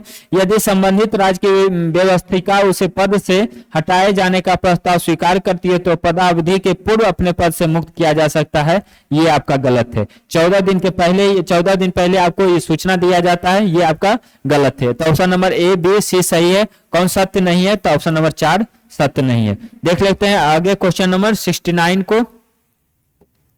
69 निम्नलिखित में से कौन सा भारतीय संविधान के 73वें संविधान संशोधन से संबंधित है? सम्मिलित किया गया 73वें संविधान से जिला पंचायत सम्मिलित किया गया है, क्षेत्र पंचायत ये भी सम्मिलित किया गया है, ग्राम पंचायत ये भी, नगर पंचायत नहीं है। ये आपका 74वें संविधान संशोधन से।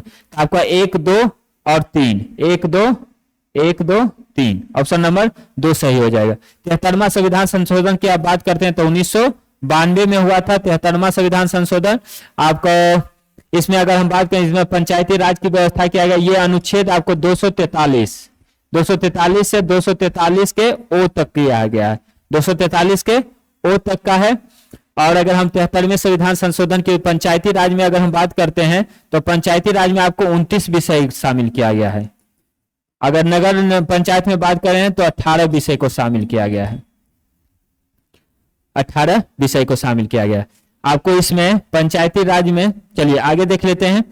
70 सर्वोच्च न्यायालय के तदर्थ न्यायाधीश की नियुक्ति होती है, तब तदर्थ न्यायाधीश की नियुक्ति कब किया जाता है, ये आपको बताना है।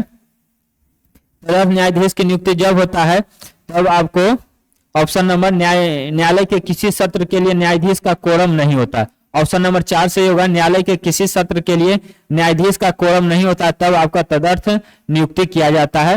वो सर्वोच्च न्यायालय के तदर्थ न्यायाधीश की नियुक्ति किया जाता है, इसे जब न्यायालय में कोरम नहीं होता है। ऑप्शन नंबर 4 सही होगा। 71 देख लेते हैं। भारत के संविधान के अंतर्गत विषय तथा संबंधित सूची के बारे में कौन सा सुमेलित नहीं है? आपको कौन सा मिलान सही नहीं है, ये आपको बताना है। देख लेते हैं। आपको वन किस सूची के अंतर्गत आता है? देख लेते हैं। वन आपको संवर्ती सूची के, वन आपका संवर्ती सूची सही है। शेयर बाजार संवर्ती सूची ये नहीं होगा, ये आपका हो जाएगा संघ सूची, संघ सूची के अंतर्गत आता है। आपको डाकघर आपको संघ सूची ये भी सही है। जन स्वास्थ्य आपको राज्य सूची ये भी आपका सही है। ये सब आपको संवर्ती सूची 7वीं अनुसूची में आता है, 7वीं अनुसूची में ये आता है। 7वीं अनुसूची संवर्ती सूची की अगर हम बात करते हैं, अगर पहले देख लेते हैं संघ सूची। संघ सूची में आपको 100 विषय को शामिल किया गया। पहले आपका 97 था, अब वर्तमान में कितना 100 विषय है। अगर हम राज्य सूची की बात करते हैं, अभी वर्तमान में इसमें 61 विषय हैं। पहले आपका 66 था, वर्तमान में 61 विषय को रखा गया है। अगर हम संवर्ती सूची की बात करते हैं, संवर्ती सूची वर्तमान में कितना 52 है, पहले कितना था 47। अब 47 था, अब अभी वर्तमान में कितना 52 हो गया है। चलिए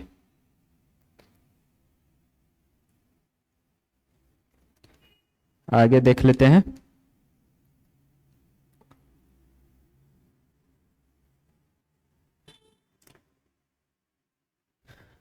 चलिए चलिए आगे देख लेते हैं क्वेश्चन नंबर 72। अनुसूचित जाति और अनुसूचित जनजाति के संयुक्त राष्ट्रीय आयोग किस संशोधन के अंतर्गत अलग निकाय में बांटा गया? जो संयुक्त राष्ट्रीय आयोग था वो अलग निकाय में, अनुसूचित जनजाति की अगर बात कर रहे हैं तो अनुसूचित आयोग को किस संविधान संशोधन के अंतर्गत अलग किया गया था, बांटा गया था, ये आपको बताना है। किस संविधान संशोधन द्वारा इसको बांटा गया था? तो आपका ये हो जाएगा आपका 89वां संविधान संशोधन, 89वां 89 संविधान संशोधन द्वारा बांटा गया था। ये आपका 2003 में हुआ था। 89 संविधान संशोधन 2003 में हुआ था। अगर हम 42वां संविधान संशोधन की बात करते हैं तो 1976 में हुआ था। 42वां संविधान संशोधन 1976 में हुआ था। 44वां संविधान संशोधन 1978 में हुआ था। और 93वां संविधान संशोधन की बात करते हैं तो 2006 में हुआ था। 93वां संविधान संशोधन में आपको SC ST को शिक्षा संस्थानों में आरक्षण की बात करता है। सीट के आरक्षण, SC ST को शिक्षा संस्थान में आरक्षण की बात करता है।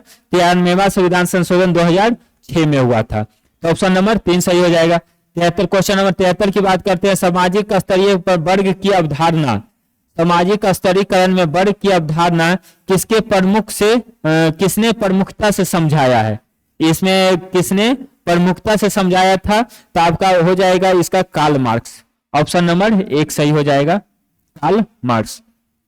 आगे देखते हैं क्वेश्चन नंबर 74 से बात करते हैं। यहां से आपको मैथ मिलेगा, चलिए समझ लीजिएगा थोड़ा सा मैथ। 74 क्वेश्चन नंबर 74 से इधर बनाते हैं।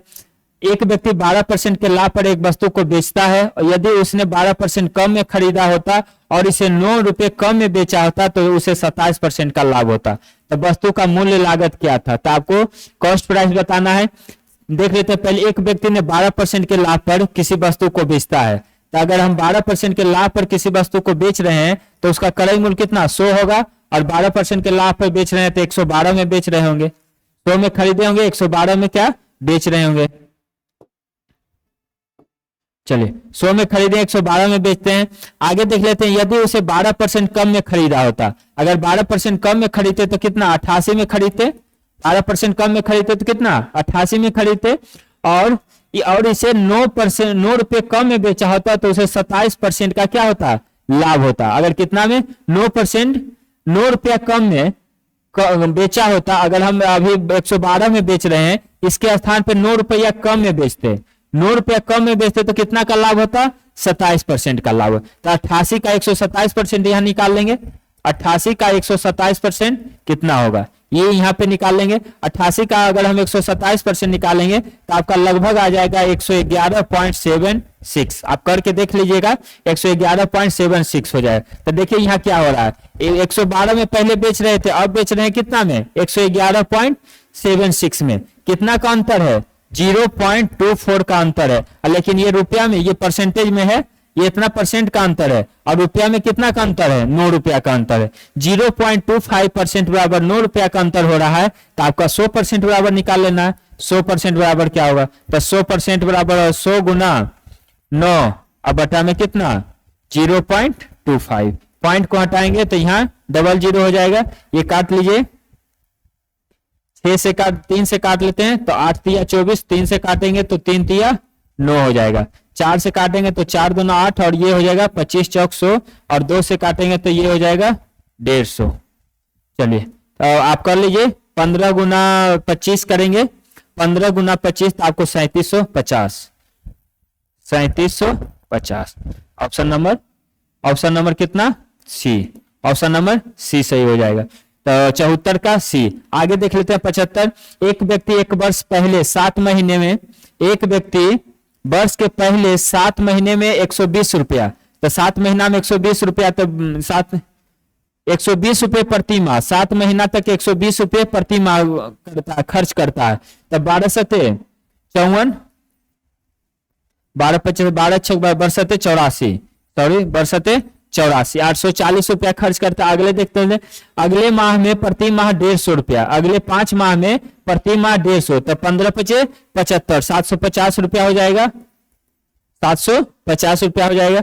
आगे देख लेते हैं, यदि वह वर्ष के अंत में 210 रुपया बचाता है, एक वर्ष में 210 रुपया बचाता है, उसका मासिक वेतन कितना, माने एक प्रत्येक महीना वो कितना कमाता है, तो ये हो जाएगा 7 महीना और 5 महीना, 7 5 12 महीना का ये हो जाएगा कितना रुपया, 0 9 और 8 7 15, 8 7 15, 1590 रुपया वो कमाता है और बचत कर लेता है कितना, 210 रुपया, 210 रुपया बचत कर लेता है। तो ये कितना हो जाएगा, 5 2 7 और 1 8, 1800 रुपया वो प्रति माह कमा रहा, प्रति वर्ष कितना 1800 कमा रहा है। लेकिन क्वेश्चन में पूछा है मासिक वेतन, तो मासिक वेतन निकाल लेंगे, 1800 में कितना से 12 से भागा दे देंगे, कितना 150 रुपया आ जाएगा, 150, ऑप्शन नंबर 2 सही हो जाएगा। चलिए आगे देख लेते हैं क्वेश्चन नंबर 76, क्वेश्चन नंबर 76, ये भी आपका मैथ है। ए बी से 20% अधिक है, बी सी से 30% कम है, यदि ए का मान 210 रुपया तो सी का मान क्या होगा। ए का मान 210 रुपया तो सी का मान क्या होगा, ये यहाँ पहले देख लेते हैं, ए बी से कितना 20% अधिक है, तो यहाँ पहले हम ए अनुपात बी निकालते हैं, तो ए अनुपात ए जो है बी से कितना 20% अधिक, तो ये 120 हो जाएगा और ये 100 हो जाएगा, बी 100 हो जाएगा, ए 120 हो जाएगा। बी सी में देख लेते हैं, उसके बाद बी और सी का अनुपात देख लेते हैं, बी सी से 30% कम है, बी जो है सी से कितना 30% कम, अगर हम सी को 100 मानेंगे तो बी कितना हो जाएगा 70 हो जाएगा, 30% कम हो गया 70। अब इसका अनुपात में हम बदल लेंगे, 1 1 0 यहां से सबको खत्म कर देते हैं, 1 1 0, तो ए अनुपात बी अनुपात सी, ए कितना हो जाएगा, ए 12 है और ये 10, यहाँ 12 और यहाँ 10 लिखें, और बी और सी कितना 7 और 10, बी 7 और 10, यहाँ पे कुछ नहीं है तो 10 लिख देंगे, यहाँ पे कुछ नहीं है तो 7 लिख देंगे। ए बी सी का अनुपात देखते हैं, बरसते 84, ये हो जाएगा 70 और ये हो जाएगा 100, ये हो गया ए बी सी का अनुपात आ गया। अब आगे देख लेते हैं क्या, यदि ए का मान 210 है तो ए बराबर कितना है, ए का मान 210 और यहाँ ए का मान 84, 84 बराबर अगर 210 है तो सी का मान कितना, तो 100 बराबर, तो 100 बराबर क्या होगा, तो 100 बराबर होगा 100 गुना 210 और बटा में कितना 84, इसको काट लीजिए, 7 से काटेंगे, 7 इकाई 7 गुना 14 7 21 30 हो जाएगा, 4 से काट लें, 3 से काटेंगे तो 4 और यहाँ 10 हो जाएगा, 4 से इसको काटेंगे तो 25, 25 दहें 250, ऑप्शन नंबर 2 सही हो जाएगा, ऑप्शन नंबर 2 सही हो जाएगा 250। देख लेते हैं आगे क्वेश्चन नंबर 77। चलिए, दो संख्याओं का गुणज 225 है, मतलब दो संख्या को गुना करने पर कितना 225 आ रहा है, उनके बीच का अनुपात कितना है 3:5, मतलब वो जो दो संख्या था उसका अनुपात दिया हुआ 3:5, तो मतलब 3x इंटू 5x बराबर कितना है 225 है, तो 5 15, एक्स स्क्वायर बराबर कितना 225 हो जाए। तो आगे क्या बोल रहा है, दोनों संख्याओं के बीच का अंतर ज्ञात कर लेते हैं, तो पहले हम दोनों संख्या निकाल लेते हैं कि क्या क्या है, उसके बाद दोनों का अंतर देख लेंगे। देख लेते हैं 15 15 225 हो जाएगा, एक्स स्क्वायर बराबर 15 हो रहा है, तो एक्स बराबर क्या होगा √15 हो जाएगा, एक्स बराबर √15 हो जाएगा। दोनों का अंतर पूछा है, तो 3x बराबर क्या हो जाएगा 3√15, 5x बराबर क्या हो जाएगा 5√15, तो ये दोनों का अंतर निकालना है, तो आपको 5√15 और माइनस 3√15 दोनों का अंतर क्या हो जाएगा 2√15 हो जाएगा, 2√15, ऑप्शन नंबर देख लेते हैं कितना, ऑप्शन नंबर 1 हो जाएगा 2√15। आगे देख लेते हैं क्वेश्चन नंबर 78। 78 में मंजू का वेतन सोहन के वेतन से 60% अधिक है, मान लेते हैं ये मंजू है और ये सोहन है, बोल रहा है मंजू का वेतन सोहन के वेतन से कितना अधिक है 60%, तो अगर संजू का 100 है तो मंजू का क्या हो जाएगा 160 हो जाएगा, 60% अधिक हो गया।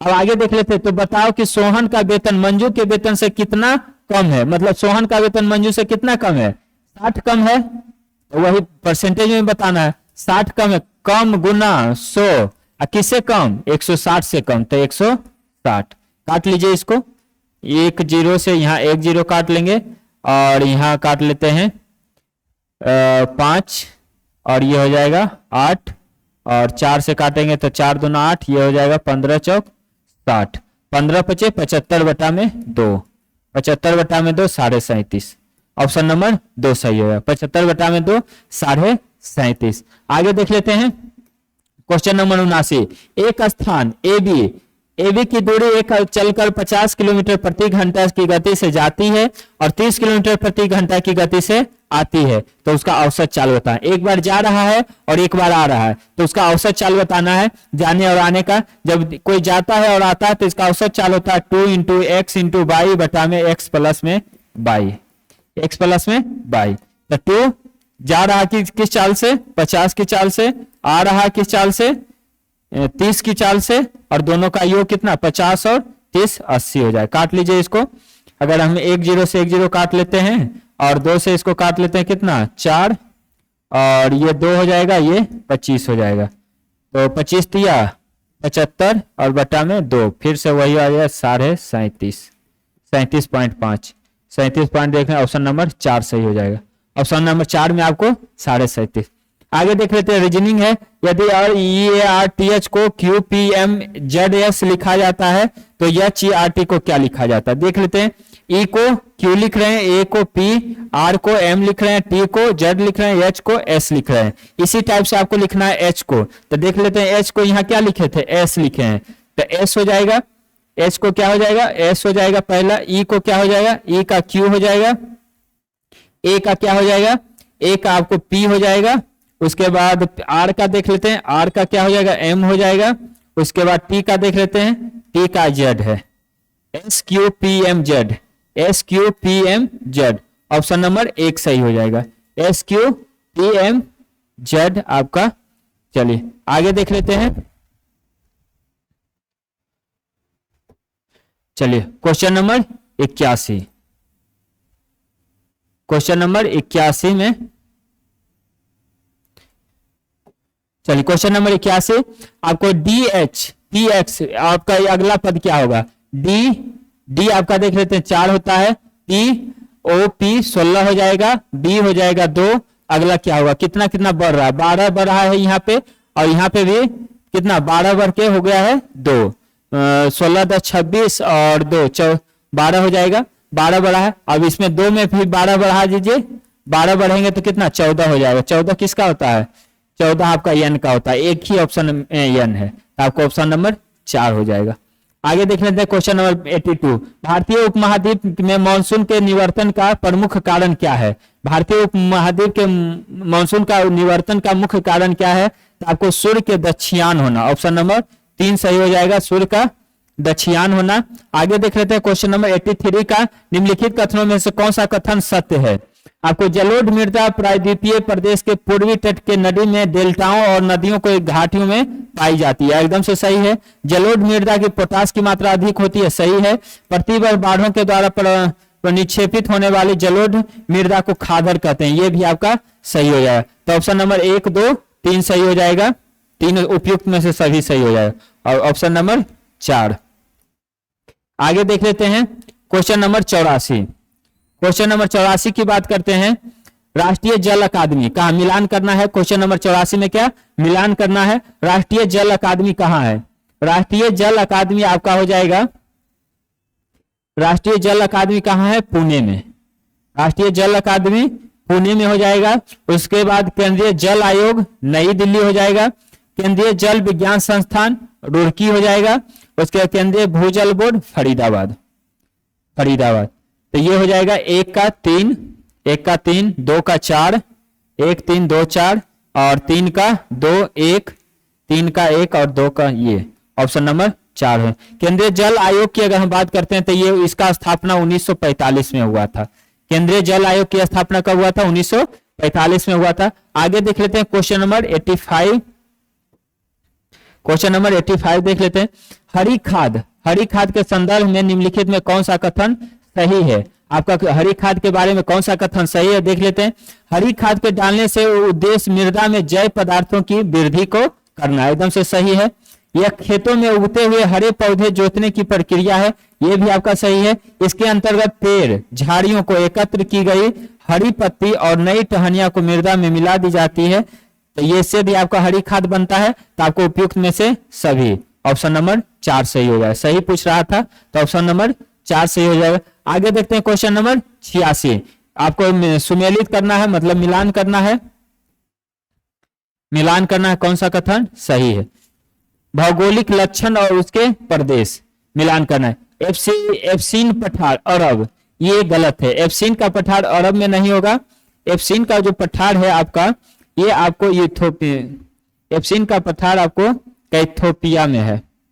कहाँ? इथोपिया। एफ्सीन का पठार, सॉरी, एफ्सीन का पठार आपको कहाँ है? इथोपिया। एफ्सीन का पठार इथोपिया में। एटलस पर्वत उत्तर पश्चिम अफ्रीका में, ये सही है। गुयाना उच्च भूमि दक्षिण पश्चिम अफ्रीका में नहीं है, ये आपको अमेरिका में है। ये कहाँ है? अमेरिका, अमेरिका में है। आपको ओको बांगो ट्रॉफी पेंटागोनिया में, ये भी आपका गलत है। ओंगोबानो ये बोत्सवाना में है। बोत्सवाना, ये कहाँ है? बोत्सवाना में। आपका ऑप्शन नंबर 2 सही हो जाएगा। कौन सुमेलित था? 87 के क्षेत्रफल की दृष्टि से यूरोप का सबसे बड़ा देश कौन सा है? क्षेत्रफल की दृष्टि से यूरोप का सबसे बड़ा देश आपका हो जाएगा फ्रांस। ऑप्शन नंबर 4 सही हो जाएगा। क्षेत्रफल की दृष्टि से यूरोप का सबसे बड़ा देश फ्रांस हो जाएगा। फ्रांस की अगर हम राजधानी की बात करते हैं तो पेरिस। फ्रांस की राजधानी कहाँ है? पेरिस है। अगर हम पुर्तगाल की राजधानी की बात करते हैं तो लिस्बन। पुर्तगाल की राजधानी कहाँ है? लिस्बन। लिस्बन पुर्तगाल की राजधानी। स्पेन की राजधानी की अगर हम बात करते हैं तो मैड्रिड। स्पेन की राजधानी कहाँ है? मैड्रिड। अगर हम जर्मनी की राजधानी की बात करते हैं तो कहाँ है? बर्लिन। जर्मनी की राजधानी बर्लिन, ये आपका राजधानी। ये ऑप्शन नंबर 4 सही हो जाएगा।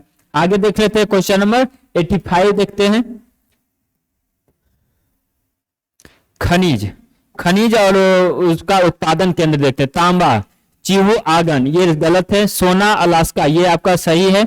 मैग्नीज आपको सिक्यांग घाटी, ये भी सही है। चांदी यूराल क्षेत्र, ये नहीं है। ऑप्शन नंबर 2 और ऑप्शन नंबर 3 सही हो जाएगा। देख लेते हैं 2 और 3। ऑप्शन नंबर 2 सही हो जाएगा। आपको 89 का देखते हैं। 89 में आपको मिलान करना है। शरावती घाटी, शरावती घाटी आपको कर्नाटक में हो जाएगा। सतकोशिया आपको कहाँ? उड़ीसा में हो जाएगा। और पिरोटन द्वीप आपको गुजरात में हो जाएगा। महावीर, भगवान महावीर आपको ये गोवा में हो जाएगा। 1 का 4, 2 का 3, 1 4 2 3, 1 4 3 1 4 2, ऑप्शन नंबर 3 सही हो जाएगा। 1 4 2 3, ऑप्शन नंबर 3 सही हो जाएगा। आगे देख लेते हैं क्वेश्चन नंबर 90। निम्नलिखित में से कौन सा ग्रेनाइट का 2 मुख्य घटक है? ग्रेनाइट का कौन कौन सा 2 मुख्य घटक है? अगर ग्रेनाइट का उत्पादन जिस टाइम होता है उसमें मुख्य रूप से क्वार्ट्ज और फेलोस्पार पाया जाता है। क्वार्ट्ज और फेलोस्पार ये पाया जाता है। और इसका अगर मुख्य रूप से 2 घटक बोलेंगे तो आपको सिलिका हो जाएगा क्वार्ट्ज का, और फिर एल्युमिनियम हो जाएगा। तो ऑप्शन नंबर 3 सही हो जाएगा। ग्रेनाइट का 2 मुख्य घटक सिलिका और एल्युमिनियम हो जाएगा। आगे देखते हैं क्वेश्चन नंबर 91। निम्नलिखित में से किस पर्वत में बढ़ी वेदी ज्वालामुखी नहीं पाया जाता? किस पर्वत में बढ़ी वेदी ज्वालामुखी नहीं पाया जाता, ये आपको बताना है। तो आपका हो जाएगा हिमालय पर्वत में। हिमालय पर्वत में इस तरह का ज्वालामुखी नहीं पाया जाता है, तो ये ऑप्शन नंबर 4 सही हो जाएगा। हिमालय की बात करते हैं तो हिमालय की सबसे ऊंची चोटी को बोलते हैं क्या? एवरेस्ट। एवरेस्ट, इसका ऊंचाई कितना है? 8850 मीटर। रॉकी पर्वत और एंडीज पर्वत, रॉकी पर्वत और एंडीज पर्वत की अगर हम बात करते हैं तो आपको रॉकी पर्वत आपको उत्तरी अमेरिका में मिलेगा। उत्तरी अमेरिका में रॉकी पर्वत कहाँ है? उत्तरी अमेरिका में। और एंडीज पर्वत की बात करें तो ये दक्षिणी अमेरिका में है। एंडीज पर्वत कहाँ है? दक्षिणी अमेरिका में। तो ऑप्शन नंबर 4 सही हो जाएगा। आगे देख लेते हैं क्वेश्चन नंबर 91। आपको मिलान करना है रेल के किस मंडल, रेल का मुख्यालय आपको मिलान करना है। चलिए जोन और मुख्यालय देख लेते हैं। उत्तर मध्य रेलवे, उत्तर मध्य रेलवे का मुख्यालय की अगर हम बात करते हैं, उत्तर और मध्य रेलवे आएगा प्रयागराज, इलाहाबाद उसी का नाम बदल दिया गया है प्रयागराज। उत्तर पूर्व रेलवे की अगर हम बात करते हैं तो ये गोरखपुर हो जाएगा, उत्तर पूर्व रेलवे गोरखपुर। पश्चिम मध्य रेलवे की अगर हम बात करते हैं, पश्चिम मध्य रेलवे आपको हो जाएगा सिकंदराबाद, पश्चिम मध्य रेलवे सिकंदराबाद। और दक्षिण मध्य रेलवे की बात करते हैं तो जबलपुर, दक्षिण मध्य रेलवे की अगर हम बात करते हैं तो कहां हो जाएगा, जबलपुर हो जाएगा।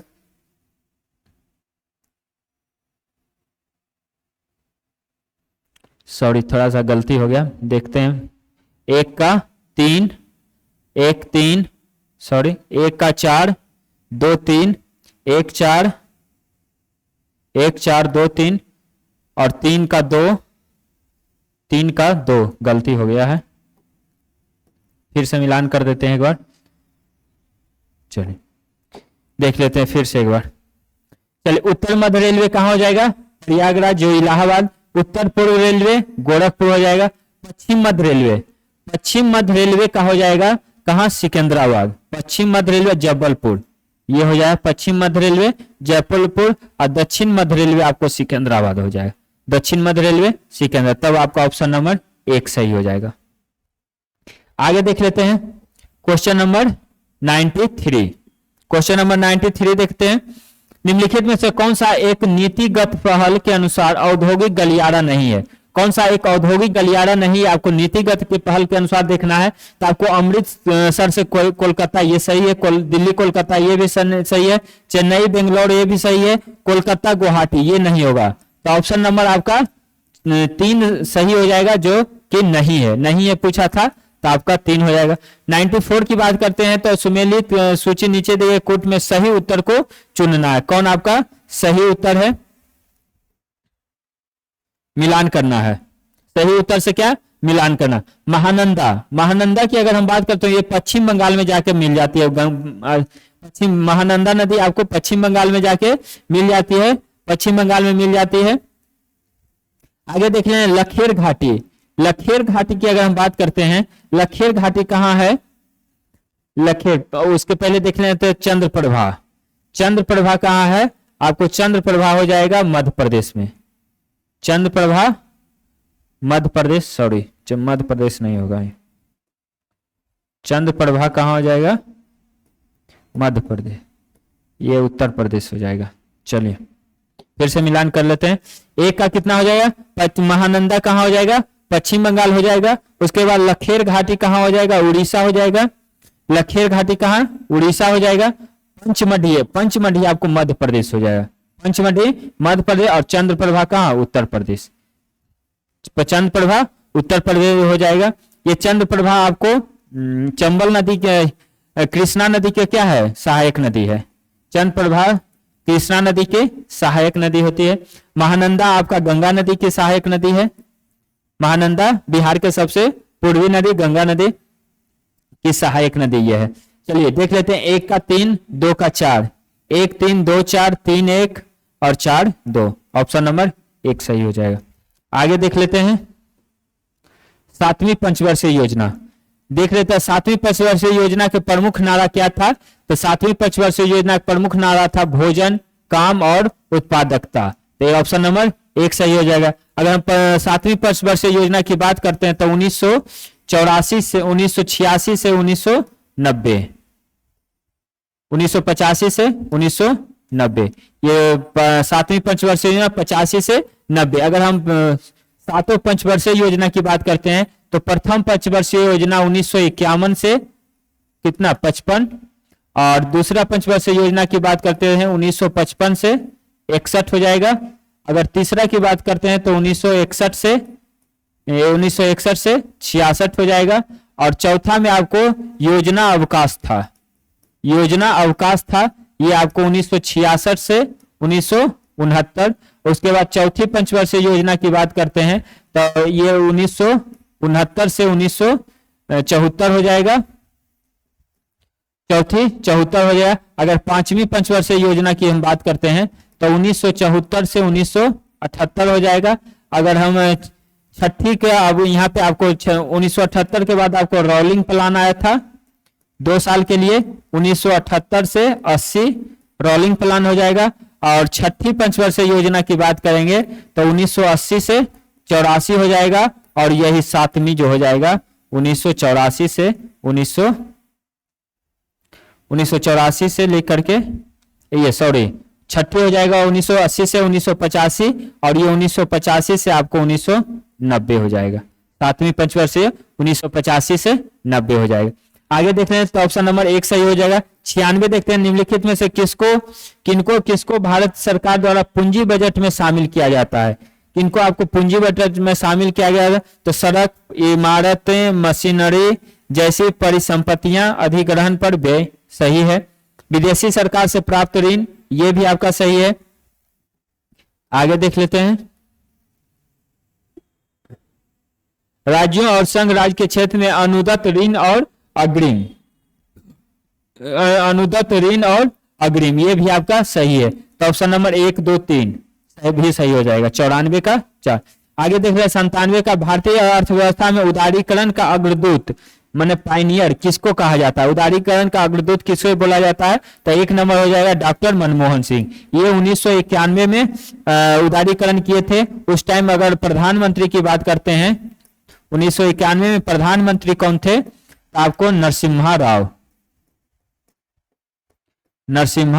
राव उस टाइम क्या कौन थे? प्रधानमंत्री। और डॉक्टर मनमोहन सिंह उदारीकरण के जाना जाता। 98 की अगर हम बात करते हैं, 98 निम्नलिखित में से राष्ट्रीय विकास समिति के अध्यक्ष कौन होता है? राष्ट्रीय विकास समिति के अध्यक्ष होता है भारत के प्रधानमंत्री। ऑप्शन नंबर 1 सही हो जाएगा। राष्ट्रीय विकास परिषद के अध्यक्ष कौन है? प्रधानमंत्री होता है। राष्ट्रीय विकास समिति की अगर हम स्थापना की बात करते हैं तो 1952 में इसका स्थापना हुआ था। भारत के वित्त मंत्री, वित्त आयोग, अगर हम वित्त आयोग की बात करते हैं, वित्त आयोग की बात करते हैं तो यह अनुच्छेद 280 से संबंधित है। वित्त आयोग की स्थापना भी 1952 में हुआ था। भारत के राष्ट्रपति अनुच्छेद 52 से संबंधित है। भारत के राष्ट्रपति की अगर हम बात करते हैं तो अनुच्छेद 63 से संबंधित है। भारत के राष्ट्रपति अनुच्छेद 63 से संबंधित है। आगे देख लेते हैं 99, क्वेश्चन नंबर 99, निम्नलिखित में से कौन सी एक संस्था विदेशी वाणिज्य उधारी को नियमित करता है? कौन सी संस्था है तो जो विदेशी को वाणिज्य के उधारी को नियमित करता है? तो भारतीय रिजर्व बैंक। भारतीय रिजर्व बैंक। अगर रिजर्व बैंक की हम स्थापना की बात करते हैं तो 1935 में इसका स्थापना हुआ था। अगर राष्ट्रीयकरण की बात करते हैं तो 1949 में इसका राष्ट्रीयकरण हुआ था। सेबी की अगर हम बात करते हैं तो 1982 में इसका स्थापना हुआ था। सेबी का स्थापना 82 नहीं, 1988। 82 में आपको नाबार्ड का स्थापना हो जाएगा। 88 में सेबी का स्थापना हुआ था। चलिए आज का last question, 100 number question, Bharat के वित्त आयोग के प्राथमिक कर्तव्य क्या है? भारत के वित्त आयोग का प्राथमिक कर्तव्य क्या है? संघ और राज्य के मध्य राजस्व का वितरण हेतु सिफारिश देना। और भी देख लेते हैं, संघ राज्य की सरकार विभिन्न मंत्रालय विभागों के लिए निवेदन करना, ये नहीं हो। ऑप्शन नंबर 1 सही हो जाएगा। संघ राज्य के राजस्व का वितरण का सिफारिश देना, ऑप्शन नंबर 1 सही होगा। अगर हम वित्त आयोग की बात करते हैं, इसका स्थापना 1952 में हुआ था। अभी वर्तमान में 16वें वित्त आयोग चल रहा है। वर्तमान में 16वें वित्त आयोग है। और 16वें वित्त आयोग के अध्यक्ष की अगर हम बात करते हैं तो अरविंद पनगड़िया जी हैं। 16वें वित्त आयोग के अध्यक्ष कौन है? अरविंद पनगड़िया। 16वें वित्त आयोग के अभी वर्तमान में अध्यक्ष कौन है? अरविंद पनगड़िया। तो आपका 1 से लेके पूरे 100 तक डिटेल में पूरा आपका सॉल्यूशन हो चुका है। अगर बात एड्रेस की अगर हम बात करते हैं तो ये आपका स्टूडेंट मैजिक क्लब जो है आपको new police line men's association के सामने साधना मैरिज हॉल के सामने आपको बोलबम मार्केट में मिलेगा, जिसको नाला पे बोलते हैं। बोलबम मार्केट आपको नाला पे आपका ये इसका यूट्यूब चैनल के स्टूडेंट मैजिक क्लब है। और टेलीग्राम चैनल भी आपको स्टूडेंट मैजिक क्लब पटना से मिलेगा। व्हाट्सएप नंबर आपका दिया हुआ है। कोई भी इंक्वायरी के लिए इस नंबर पे आप कांटेक्ट कर सकते हैं। आपका अगला टेस्ट जो होगा उसका फिर से आपका इसी तरह डिस्कशन किया जाएगा। अगला टेस्ट आपका रविवार को ओपन टेस्ट 3 का आयोजन किया गया है, जो आपको गोलघर में किया जाएगा। गांधी मैदान क्योंकि बंद हो चुका है 15 अगस्त को लेकर, इसलिए आपको इसका आयोजन इस बार संडे को गोलघर में किया जाएगा। आप अधिक से अधिक संख्या में आइए और अपने क्षमता को देखिए कितना है, आप कितना नंबर आ रहा है। बहुत से लोगों के बीच में एग्जाम मतलब टेस्ट देने से पता चलता है कि हम कितना रैंक ला रहे हैं, क्या मेरा स्थिति है और उसमें क्या सुधार किया जा सकता है। तो इस तरह से आप आके ओपन टेस्ट में भाग ले सकते हैं और अपना क्षमता को निखार सकते हैं। इसलिए आइए आप सब रविवार को सुबह में 6 बजे आकर गोलघर में आप टेस्ट दे सकते हैं। धन्यवाद। जय हिंद।